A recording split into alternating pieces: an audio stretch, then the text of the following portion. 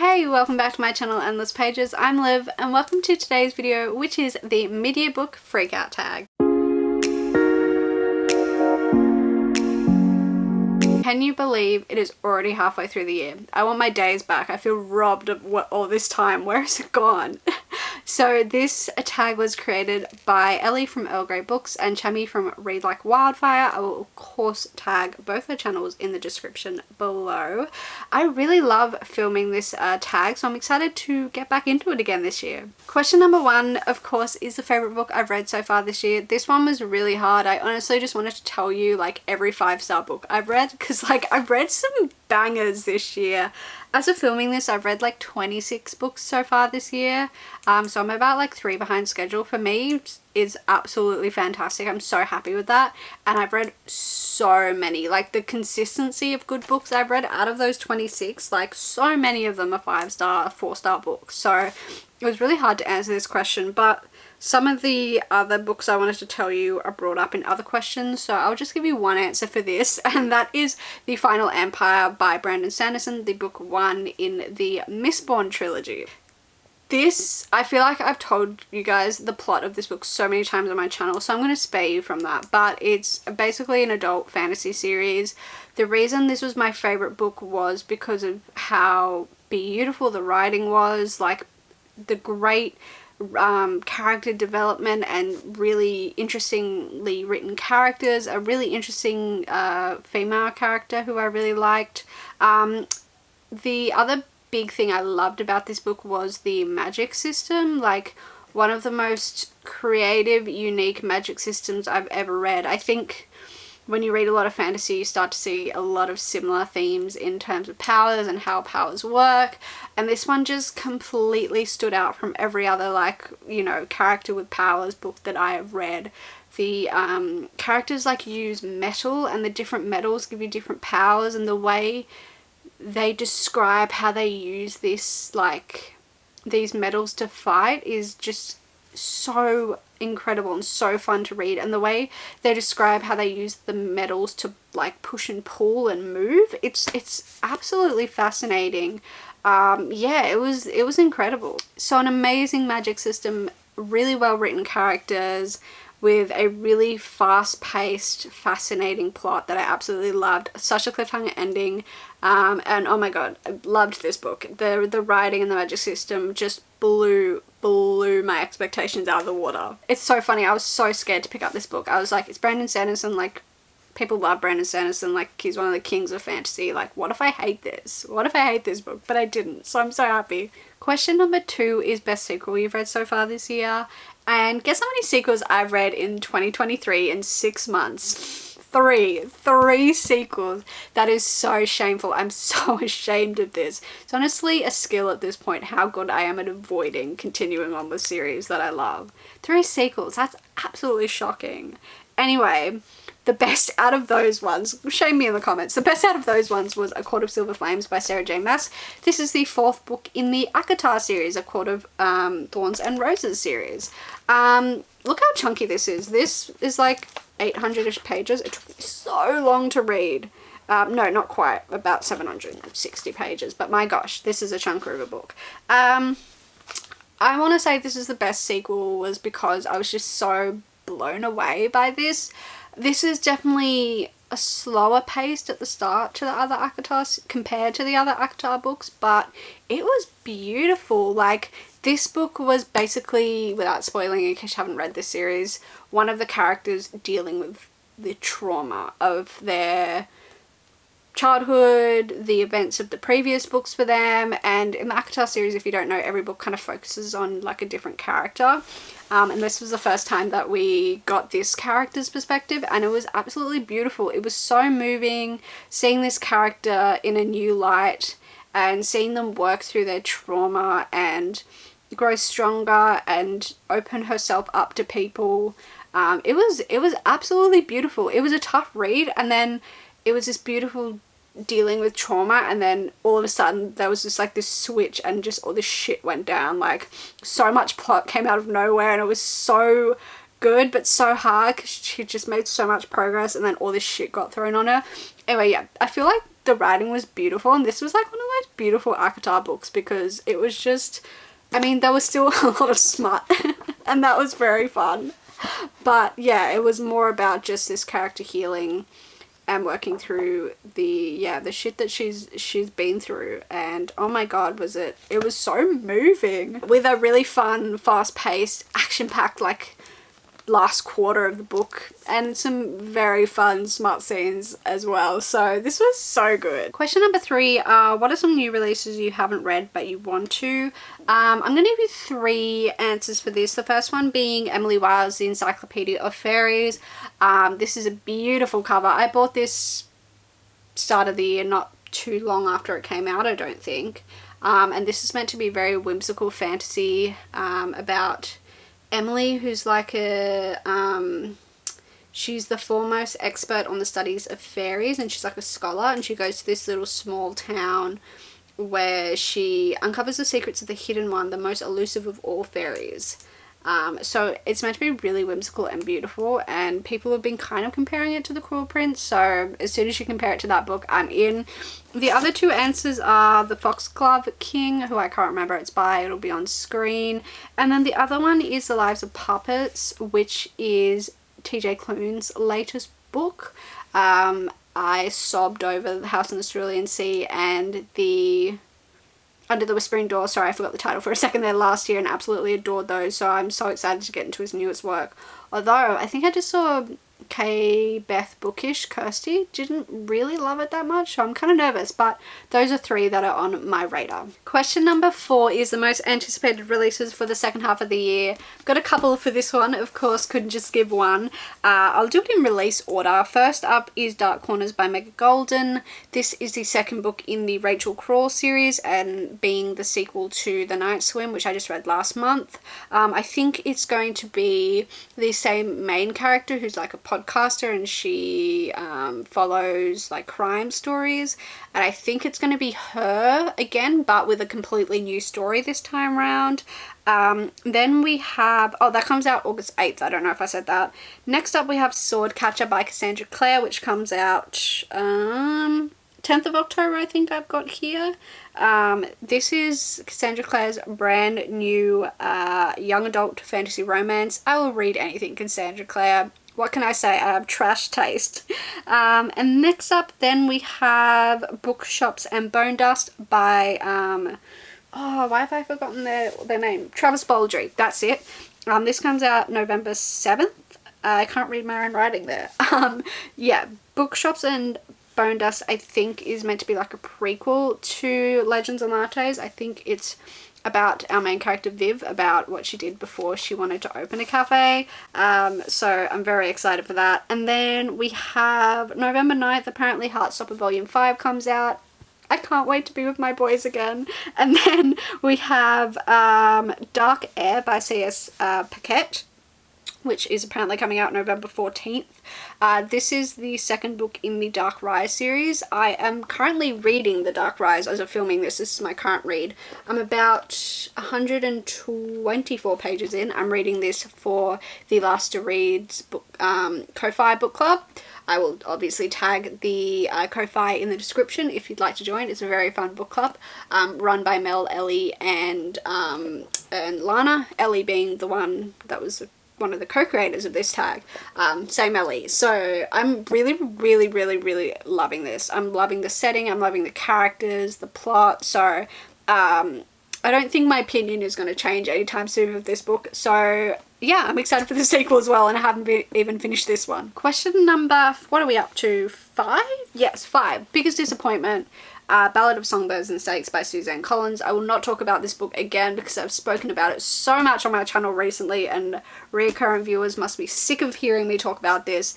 Prequel to The Hunger Games, so bloody weird and so boring, like there was no plot, and yes, this one I hated so much, and I'm still gonna go see the movie because the movie kind of looks good. Hopefully it's just better than the book, because this was yikes, and I cannot believe I finished this whole book. I didn't DNF it. I like hate read it. It was a horrible experience. I would not recommend to anyone. Question number 6 is biggest surprise you've read so far this year, and that one I am going with Legends and Lattes by Travis Baldry.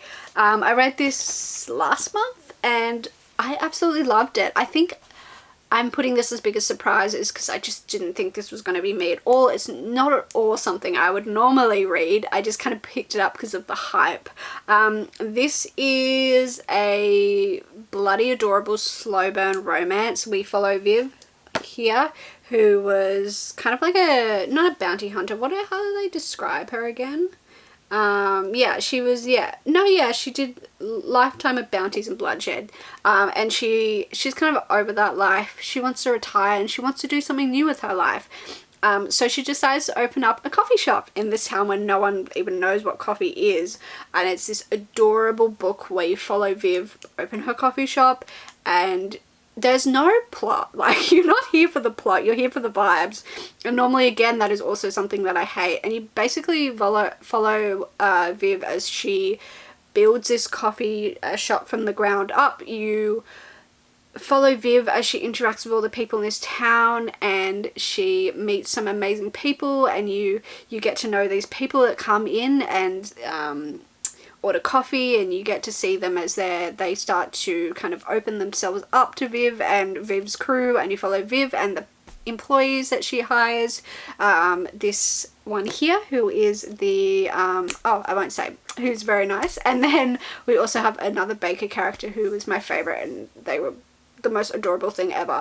Yeah, you basically just become obsessed with the day-to-day running of this cafe. Like, you know, you watch them invent new items for the menu, and I always get so excited when they added a new drink or a new pastry onto their menu, and as they evolved and became more popular and got, you know, a recurrent customer base, and it was adorable. This book is no plot. It's literally just like, you watch them open the cafe, you watch them interact with customers and close the cafe and repeat the day over and over. But I didn't care. I was so obsessed with these beautiful kind of found family vibes, a book about getting to know people and the different types of people personalities and the relationships that you can connect with people over such a beautiful thing as sharing a cup of coffee. Like, I think I said before, I don't drink coffee or tea, but I want to drink coffee after this book. Like, I wanted to drink coffee, like a nice hot cup of coffee, while I was reading this book. I wanted to sit in a cafe and just read this book. It was adorable. So yeah, I was surprised that I absolutely fell in love with this book, because I would never pick up something like this. I was like, oh, it's mainly like romance or like cutesy like cafe. Nah, not my thing. But I'm so glad I did, because one of my favorites of the year, definitely. Question number 7 is favourite new author, either debut or new to you. This one is a new to me author. It's a very well-known author, and that's Jade Harper. She's like an Aussie crime writer, and oh my god, her books are so good. The characters are amazing. The way she writes her settings are so beautiful. Like, their books are set in different Australian settings each time. Yeah, her descriptions are stunning, gorgeous, and her mysteries are so fun as well. I felt like I was always second guessing myself. There was always several guilty looking people while I was reading her book that I couldn't even guess at the ending. The endings always catch me by surprise. I never see them coming with the 2 that I've read so far. And I really like the way she writes. These are like the first 2 in the Aaron Falk series that I've read. So again, like I was saying with Megan Golding's books, The Night Swim, it's the same investigator but different investigations each time round. So I like that as well, because you're really getting to know the investigator, and each time he seems to, in one way or another, have a connection to what he's investigating, which, you know, it makes you even more empathetic for him, and him even more determined to find out what's happening, because the first time it's set in his old town and it's got to do with one of his childhood best friends, and then the second book they're investigating the disappearance of someone that was like a rat for them. He's in like financial crimes. So each time he has this draw and personal connection to the case, which I absolutely love. Yeah, amazing settings, amazing writing, fun mysteries. I am now obsessed with her and will read every single book she's ever published. Question number 8 is fictional crush. I had trouble with this one. I feel like this year I haven't read as many like fantasy romances as usual. Like, I haven't read as many books where I'm like, that's meant to be like the cute little like male, you know, male character that I'm meant to fall in love with. So I think I'm just going to say Prince Hale from The High Mountain Court, the book 1. The reason I think I like him is because of like one scene in particular, because this book kept getting like ACOTAR comparisons, and yeah, there's a scene where it's just like Rice and how the hell you say his name, from ACOTAR, and yeah, I think, I don't know, I'm not like super connected to him, I'm like, oh my god, but I think he's the closest I can say to a fictional crush, because like, I mean, I like him and he's a protective male, but not that like toxic masculinity like protective male, so it's not too bad, and like, you know, he's got good sense of humor, and you know, he's protective of her and he loves her, and it's cute. Question number 9 is newest favorite character, and I'm going to say again, A Court of Silver Flames by Sarah J Maas, the main character of this book, Nesta. So I won't talk too much because I've already talked about this book, but basically Nesta went from my least favorite character to my favorite character, which is saying something. In previous books in this series, I've hated Nesta. I thought she was so rude, a little bit bitchy, like I had no empathy for her at all. But this book has made me like do a complete 360 about how I feel about her. And I feel like now that we've had a book from her perspective, I get her. I get why she is the way that she is and acts the way that she does, and like is kind of really like standoffish and rude. And I understand now, like, it's defense mechanism. She's just trying to protect herself. Watching her go through the trauma of working through the shit that she's been through, and seeing her kind of open up to others, which is so hard for her. She's a very independent, leave me alone kind of person, and watching her open up and gain friendships and gain kind of a group of her own, because she just really felt like she wasn't part of like the main squad from ACOTAR, which I totally understand. There's a lot of trauma and bad memories between that group. So watching her kind of come into her own identity and work through this bag load of trauma and bad stuff that she's been through in her life, not only grow mentally but physically, and just be vulnerable around people. And oh my god, it was absolutely beautiful. I love Nesta.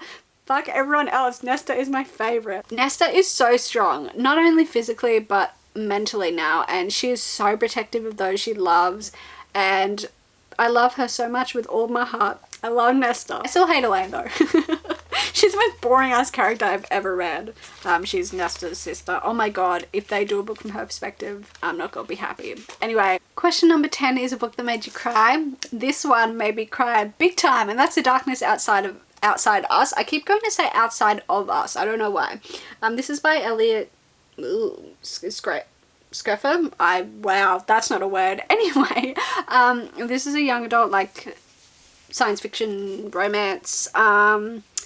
This is about a guy called Ambrose. Who's this one? And he is sent into space on a rescue mission, and he wakes up and things are a bit sus. There's someone else on board the ship when there should not have been, but nothing's going to stop him, because the rescue mission he's been sent on is to rescue his sister, and the other person that was not meant to be on the ship has like barricaded himself away, and there's some stuff that's really sus going on the ship, so Ambrose is going to have to work to deal with that. I had such a love-hate relationship with this book. The first 100 pages I was going to DNF. I was hating it. I was like, this is so boring, I hate it. And then I got to a certain chapter and everything changed, and now I'm obsessed with this book. And this book was beautiful and sad, because yeah, they're on this rescue mission to space, and like I said, something's not adding up here, and when our characters come to the realization of their actual situation and what's actually going on, it was absolutely heartbreaking. And having to watch these characters deal and learn to come to terms with their situation, trapped on this spaceship going to space, like so isolated, they're the only two people, was absolutely heartbreaking.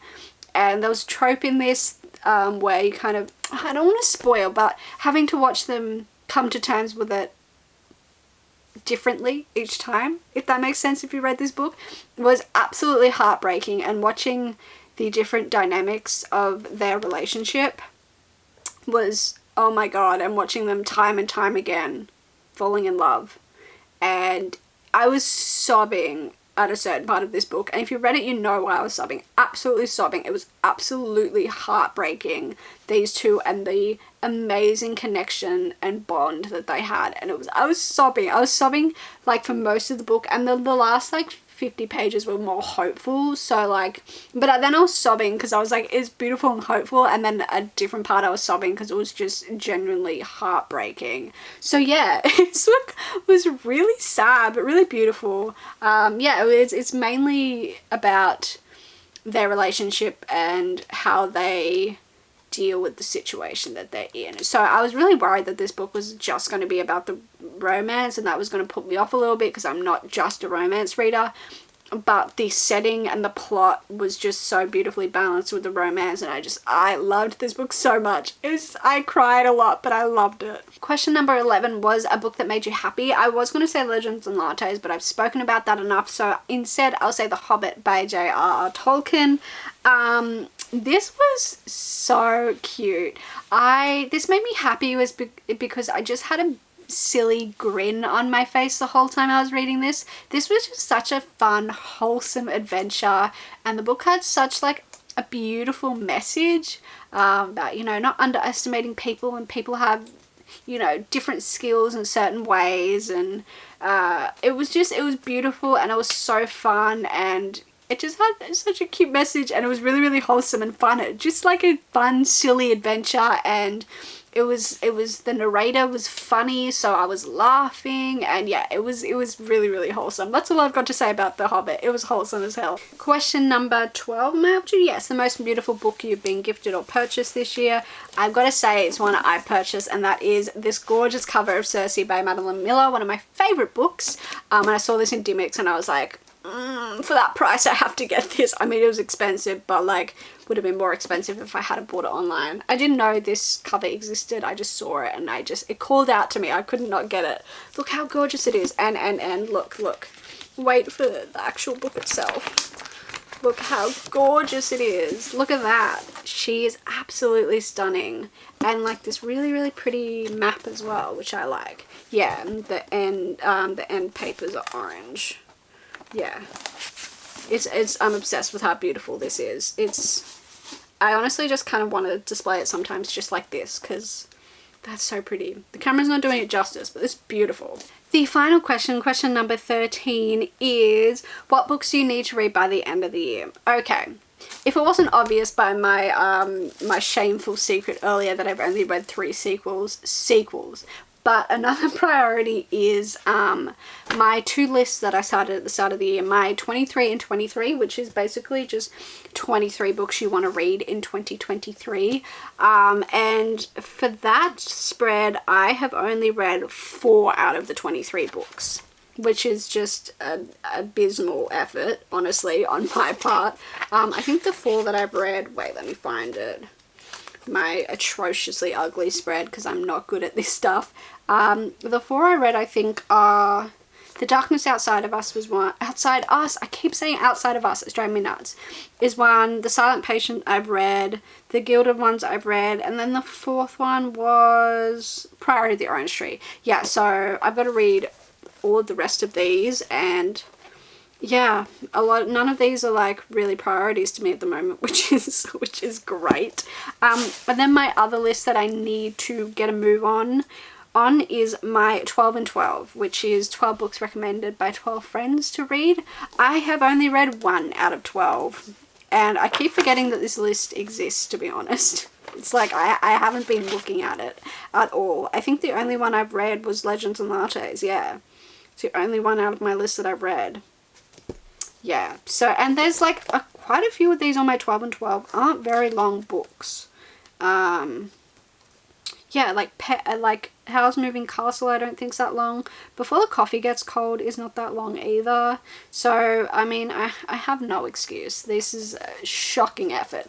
So my 12 and 12 and my 23 and 23 need to be bigger priorities. As well, when I was flicking through this, I just saw that I forgot I also said I was participating in Buzzwordathon. Oh my god. Forgot about that. Where did it go? Oh, there, yeah. I've read one book for Buzzwordathon. I've done January and that's it. Good God. Thank you so much for watching. Let me know in the comments below, have you read any of the books that I mentioned in this video? What did you think of them? My second question is to shame me. How many sequels have you read so far this year? I want you to absolutely roast the shit out of me in the comments. Make me feel so ashamed so I read some goddamn sequels. As always, all my social media links are in the description below, as well as the creators of this tag and anyone else I have mentioned in this video. Thank you so much for watching. Give this video a like if you enjoyed and subscribe if you'd like to see more of my content. I am on that crawl to 200. I'm very, very close. Thank you again for watching and I'll see you in whatever the hell I post next. Bye!